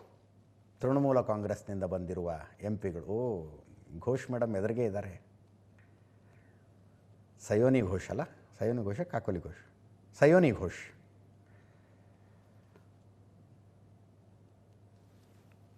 ತೃಣಮೂಲ ಕಾಂಗ್ರೆಸ್ಸು ಶಿವಸೇನೆಯಿಂದ ಬಂಡಾಯ ಎದ್ದು ಸಂಭವಾದ ಅದರ್ವೇ NDAಗೆ ಬಂದಿರುವ ಸಂಸದರುಗಳಿಗೆ ಅಭಯ ಕೊಟ್ಟಿದ್ದಾರಂತೆ. ನಿಮ್ಮ ಬಗ್ಗೆ ಯಾರೋ ಏನೋ ಮಾತಾಡ್ತಾರೆ, ಯಾರೇನು ಮಾತಾಡಿದ್ರು ಅನ್ನೋದ್ರ ಬಗ್ಗೆ ತಲೆ ಕೆಡಿಸ್ಕೋಬೇಡಿ, ನಾನಿದ್ದೀನಿ, ಏನೇ ಸಮಸ್ಯೆ ಇದ್ದರೂ ಪ್ರಧಾನಮಂತ್ರಿ ಕಾರ್ಯಾಲಯವನ್ನು ಸಂಪರ್ಕಿಸಿ ಅಂದ್ರಂತೆ. ಪ್ರಧಾನಮಂತ್ರಿಗಳ ಅಧಿಕೃತ ನಿವಾಸದಲ್ಲಿ ಕರೆಯಲಾಗಿದ್ದ ವಿಶೇಷ ಔತಣಕೂಟ ಇದು. Nationalist citizens party of India NCPI ಈ 20 ಜನ ಮಮತಾ ಬ್ಯಾನರ್ಜಿ ಅವ್ರನ್ನ ಬಿಟ್ಟು ಬಂದು ತ್ರಿಪುರಾದಲ್ಲಿ ರಿಜಿಸ್ಟರ್ ಆಗಿದ್ದ NCPIನ ಜಾಯಿನ್ ಆಗಿ ಆ NCPI NDAಗೆ ಬಂತು. ಉದ್ಧವ್ ಠಾಕ್ರೆ ಅವರ ಬಣ ಶಿವಸೇನೆಯಿಂದ 6 ಜನ ಬಂದಿದ್ದಾರೆ. Republican party of India Athawale ಅವರ ಪಕ್ಷದ ಸಂಸದರಿದ್ದರು. ರಾಷ್ಟ್ರೀಯ ಲೋಕ ಮೋರ್ಚಾ, AIADMK, UPPLನ 40ಕ್ಕೂ ಹೆಚ್ಚು ಸಂಸದರಿಗೆ ಇದೊಂದು ಆತಿಥ್ಯ ಕೊಟ್ಟಿದ್ದಾರೆ. ಏನು ಹೇಳಿದ್ರಂತೆ ಅದರಲ್ಲಿ? ನಿಮ್ಮ ಬಗ್ಗೆ ಏನು ಮಾತಾಡಿದ್ರೂ ತಲೆ ಕೆಡಿಸ್ಕೋಬೇಡಿ, ಯಾರೂ ಚಿಂತೆ ಮಾಡೋ ಅಗತ್ಯವಿಲ್ಲ, ನಿಮ್ಮ ಜೊತೆಗೆ ನಾನಿದ್ದೀನಿ, ಸಂಸದೀಯ ಚರ್ಚೆಗಳಲ್ಲಿ ಸಕ್ರಿಯವಾಗಿ ಭಾಗವಹಿಸಬೇಕು. NDA ಅಂದರೆ ಒಂದು ಕುಟುಂಬ, ಎಲ್ಲರ ಗೌರವವನ್ನು ಕಾಪಾಡ್ತೀವಿ. NDA ಸರ್ಕಾರ ಯಾವುದೇ ಒಂದು ಪಕ್ಷದ ಪರವಾಗಿಲ್ಲ. NDAದ ಪ್ರತಿಯೊಬ್ಬ ಸಂಸದನ ಬೆಂಬಲಕ್ಕೆ ನಾವು ನಿಲ್ತೀವಿ. ಮೈತ್ರಿ ಮಾಡಿಕೊಂಡ ಸಂಸದರು ಆತಂಕ ಪಡುವ ಅವಶ್ಯಕತೆ ಇಲ್ಲ. ಏನೇ ಸಮಸ್ಯೆ ಇದ್ದರೂ ನೇರವಾಗಿ ಪ್ರಧಾನಮಂತ್ರಿ ಕಚೇರಿಯನ್ನು ಸಂಪರ್ಕ ಮಾಡಿ ಅಂತ ಹೇಳಿದಾರಂತೆ. ಇನ್ನು ರಾಹುಲ್ ಗಾಂಧಿಯವರು ಮಹಿಳಾ ಸಬಲೀಕರಣದ ಬಗ್ಗೆ ಒಂದು ಮಾತಾಡಿದರು.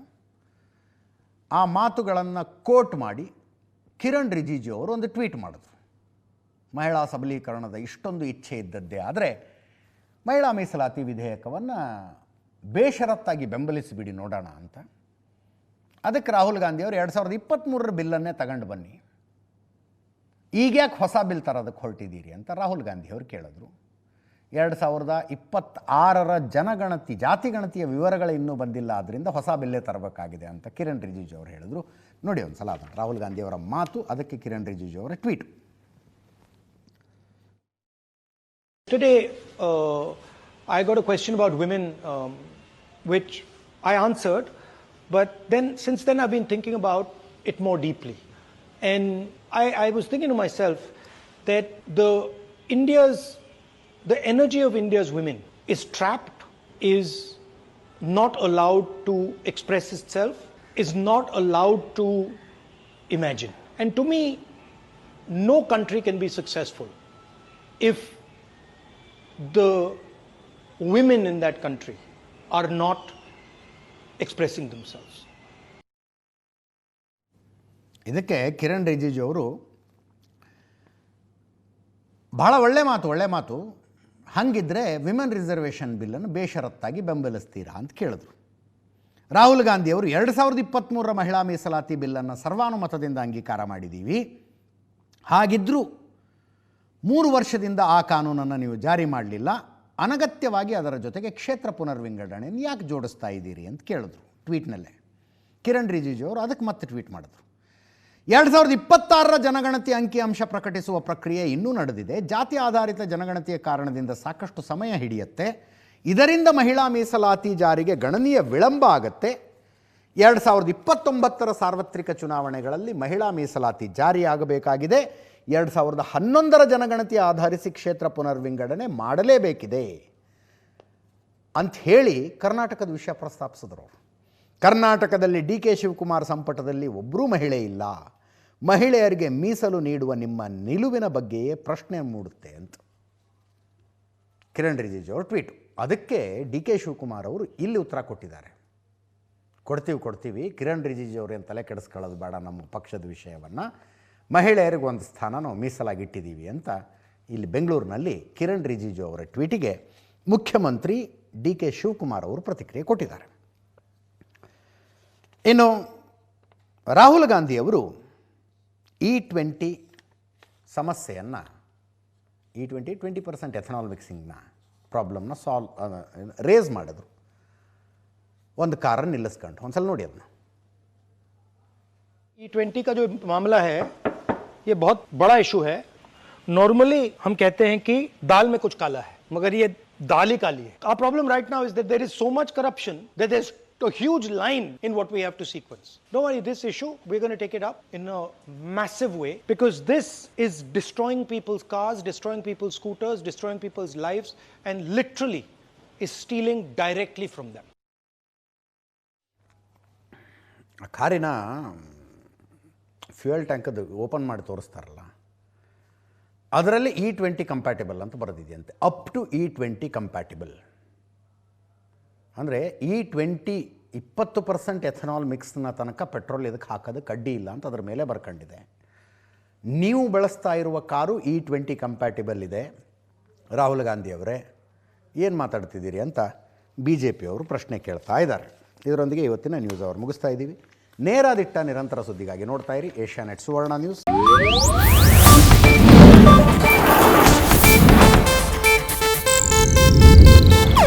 ಇದು ಏಷ್ಯಾನೆಟ್ ನ್ಯೂಸ್ ನೆಟ್ವರ್ಕ್ ಪ್ರಸ್ತುತಿ.